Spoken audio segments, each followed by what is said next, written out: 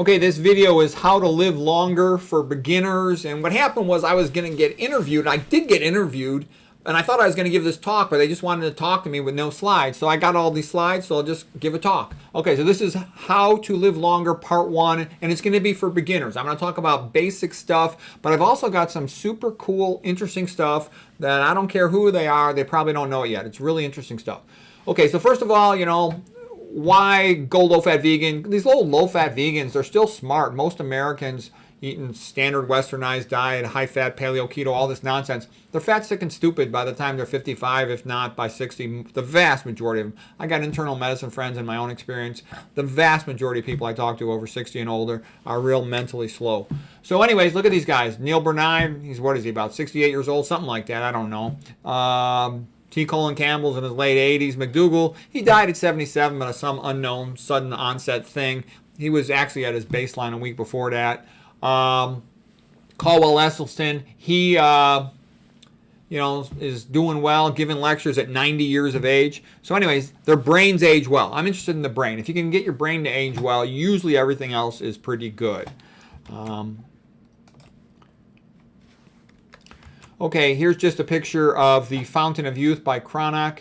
The German guy around 1530 or something. Basically, the old people come in on one side, they come out on the other side youthful and ready to go for romance in the park. Okay, but anyways, but the point of the matter is we're never going to be 18 years old again, but you can at least slow down aging, and you can reverse it to some extent. You can reopen, and you can not completely take an occluded artery and reopen it, but if it's partially narrowed, stenosed, you can often improve it dramatically. You can make a lot of progress. Okay, here is the famous photograph from The Night Playing Chess with Death, and this is the movie The Seventh Seal by Ingmar Bergman. Okay, and we all do that. We're all playing chess with death, trying to stay alive and watch out for the problems in our environment. Here is you're looking at the map when you go to a new tourist attraction museum or something, and basically here's your choices. If you're the typical chump, you eat the meat, oil, processed food like a dummy, you don't exercise much, you're stressed out, you're drinking caffeine, you don't get enough sleep, you go to the doctor, you're a disaster, all your labs are bad, you're fat, sick, and stupid, they put you on a bunch of drugs, the drugs stop working, then you go for surgery, chop, chop, chop, you're bankrupt, you died prematurely, the typical chump way to go. Okay, and here's what a smart person does. They say, gee, I've seen all my chumpy friends, fat, sick, and stupid, I don't want to end up like that, so you start learning a little bit about nutrition, how to keep your arteries open, eating a low-fat vegan diet. You learn some of the social stuff, don't talk with your phone next to your head. Get your sunshine, exercise, sleep, have a purpose, religion, help other people, all this stuff. Johnson keeps working. You don't need to take any pills. You don't need any surgeries. This is sort of God's way to be healthy. It doesn't cost any money. Anybody could do it. And you'll probably die around 90, That's the smart way to go. Okay, here's some life curves. So basically, standard American diet, they're dead, let's say by about 65 or so. But the other thing is this is called their lifespan. There's also something called their health span. They're usually kind of, got some major problems by the time they're in their late 40s, early 50s. And they're kind of a bunch of train wrecks, disasters. All right, Mediterranean diet, a lot of times this is what doctors do. So they're about 10 years better off, maybe going to die. They're already having messed up health by the time they're in their late 50s, early 60s, but they die about 75. So they're 10 years better off than the average chump, but still not that well off. The low-fat vegans, like let's say the vegans of the Seventh-day Adventist study, and they're not even as healthy as a vegan could be because a lot of them ate more fat in their diets, but then you got a good chance to make it to 90, a little over 90, It depends when you start it and all that, but in ballpark on average. I show this graph here of the Holy Grail of health, meaning, King Arthur's round table, and there's the Holy Grail, the vision of it in the center. And only Galahad was worthy to find the Holy Grail because he did what he was supposed to. Not like Lancelot, who was a great knight, but he's bonking Guinevere, and he wasn't supposed to be doing that. All right, so the point of it is that this isn't going to be handed you on a silver platter. You have to make a little bit of effort. Learn what's good for you, do those things, avoid what's bad for you, and don't do those things, okay? It's not rocket science. You know the diet already. That's the most important thing. It's about 75% of health is low-fat, low-sodium vegan with no oils, okay? Whole foods, starch-based, okay? Then the other stuff, we've talked about it before. Get your sunshine, manage your stress, get your exercise, get your sleep. And so the gist of it is if you do that, you end up like this. Basically, American diet, you're screwed. You plug up all your arteries, all the high fat. The Japanese, Asian, Korean diets, they do better, but the problem they had is they tend to eat tons of sodium. That messes them up. The people from India eat an Indian diet. What messes them up is they tend to eat a lot of oil, a lot of fried food. So all of them have a significant amount of disease. These East Asians were healthiest of them because even though they smoked a lot of cigarettes and ate a ton of sodium, they ate a lot of vegetables and a very low-fat diet. But the smart move is don't smoke cigarettes, okay? Eat the low-fat, low-sodium, vegan diet, and you're better off in every category. What's not to like? What could you not like about that? It's all good. No side effects. It's free, and it keeps you healthy as possible. Like all this God's way of healing and health, you know? Be like Adam and Eve, but keep your indoor heating and plumbing. Eat plant foods, okay? It's not rocket science. Anybody could do it. And, you know, it's a little more complicated in the modern world that there's a lot of toxins in the food, the water and stuff, so you want to learn a little bit about that and avoid them, okay? And that's Galahad, you know, worthy to find the Holy Grail. And basically, we're like Super Mario Brothers, a video game where the character, he goes through his obstacle course and he does the good things, he gets green energy points, avoid the bad things, which will decrease his energy. That's what we want to do. Here's just the same thing in a little more detail, you know. When you get your sleep, you get your exercise, all these good things happen. Maintain your friendships, your relationships, you know, get your sunshine for vitamin D and vasodilators and other good things. Having a purpose in life makes you more resilient, all this basic stuff. Avoid all the bad stuff, all these toxins, all right. Here's the concept of caloric density. You've heard talks about that. You know, oil's the worst thing. It's super caloric dense, you know, 9 calories per gram. Meat and cheese are almost as bad, 6 calories per gram. These starches, look at these low-fat starches. You're talking about in the ballpark of 1 calorie per gram. Okay, that's fantastic. That stretches your stomach. Stretching the stomach causes early satisfaction and hunger. Vegetables are even lower caloric density. That's why vegetables help you to lose weight.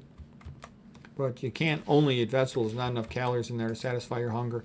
So starch is a polymer of glucose, a bunch of glucose stuck together and surrounded in fiber. Once it goes into the intestinal tract, small intestine, the enzymes peel off the fiber, separated from the glucose. The glucose is gradually absorbed into the blood. You get this gradually increasing blood glucose curve that stays normal a prolonged amount of time. Because it stays longest or a very prolonged amount of time, you satisfy your hunger with the fewest number of calories when you eat starches. That's what you want to do. That makes you skinny. You don't want simple sugars because if you eat the simple sugars, you spike your blood glucose, and then your pancreas tends to overreact to that, expecting it to continue for a while. You drive your blood glucose down rapidly. It's called rebound hypoglycemia. Then you feel lousy, and you'll often, you know, eat a whole bunch of sweets real quick, and it'll spike back up. You end up with a roller coaster blood glucose curve, a recurring hypoglycemia. You don't want that. That'll lead to overeating and obesity. Plus, you're not going to feel so good. All right, here is the curves for, you know, what's happening. Again, when you eat the starch, I call this the Goldilocks zone, the golden mean where you want to be. It's normal for blood glucose to come up a little bit after you eat. It's supposed to do that. But it'll stay relatively normal. It'll come back down pretty rapidly. And your hunger is satisfied the most prolonged amount of time relative to the number of calories you ate. We talked about rebound hypoglycemia with an overly sweet beverage. Okay, but then here is what happens with the fat.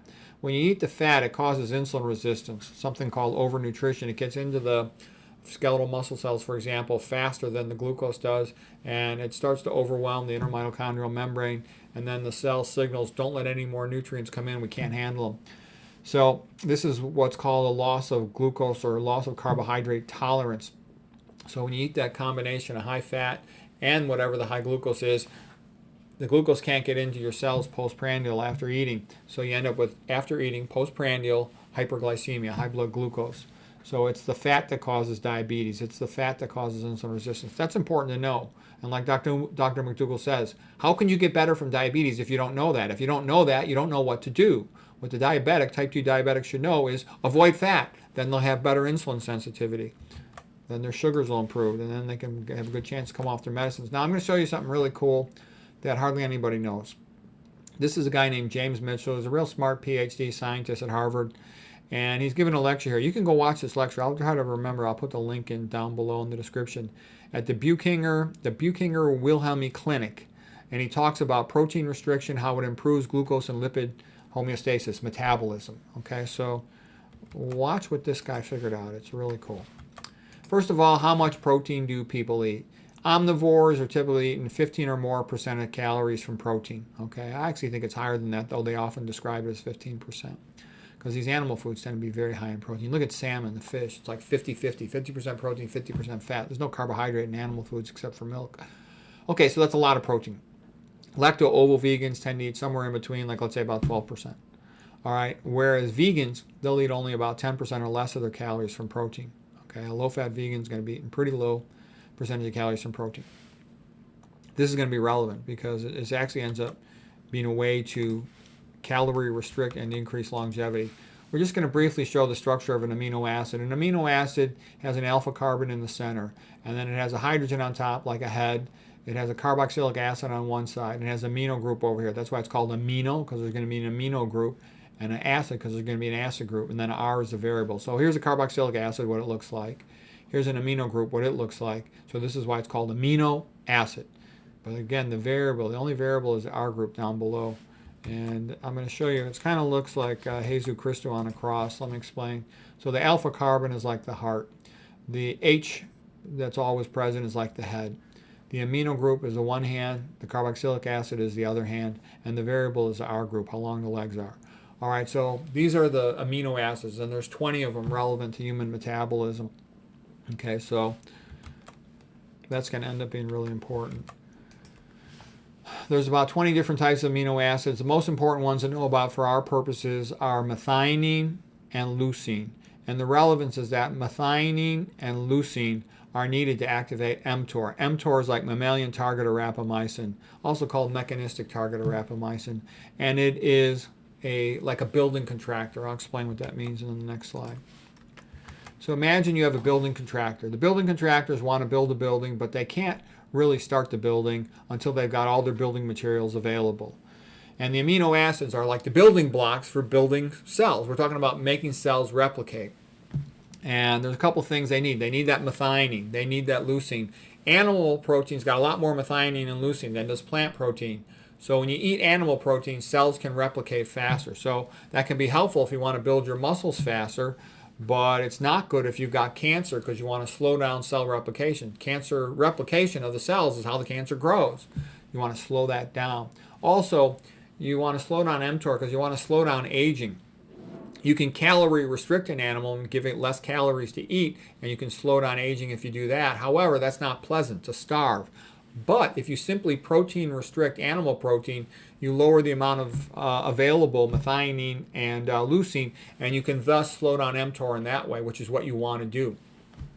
Other things can elevate mTOR, activate mTOR as well. Excessive dietary fat causes insulin resistance, causes elevated insulin-like growth factor. That can also activate mTOR. Iron also helps to activate mTOR. These tend to be rate-limiting steps. The leucine, the methionine, the insulin-like growth factor, and the iron. All of that's increased by eating high-fat foods and meat. Okay, here's just a diagram of mTOR. So mTOR is this nutrient-sensing pathway. Like the building contractor, it needs insulin-like growth factor. It needs insulin also activates it to some extent. You get higher insulin with a high-fat diet. And it also needs leucine and methionine and iron. Those are things that help activate mTOR. Okay. So by not eating those things, one slows down mTOR. And that's the point I wanted to make, that what you want to do is slow down mTOR, so you slow down the rate of cell replication, meaning you slow down the rate at which cells reach what is called the Haylick limit.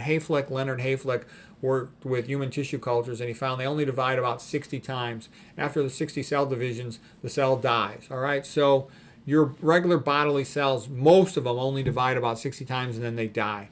You've got stem cells that keep dividing. They're special situations. But for your regular body cells, called somatic body cells, they only get about 60 divisions. So you don't want to accelerate that, otherwise you accelerate aging. So by not activating mTOR, you can slow that down. And so what do you want to do to slow down mTOR? Don't eat excessive amounts of fat, iron, or animal protein. Okay, that's what you do. Now, did I show? I thought I had a slide where I show the mechanism of it. Let me see. The mechanism of his work. Oh, I'm going to show it in the next talk. Okay, I'm going to show you in the next talk. It's one of the coolest things. You're going to want to see it. But this is the end for now of part one of how to live longer for beginners.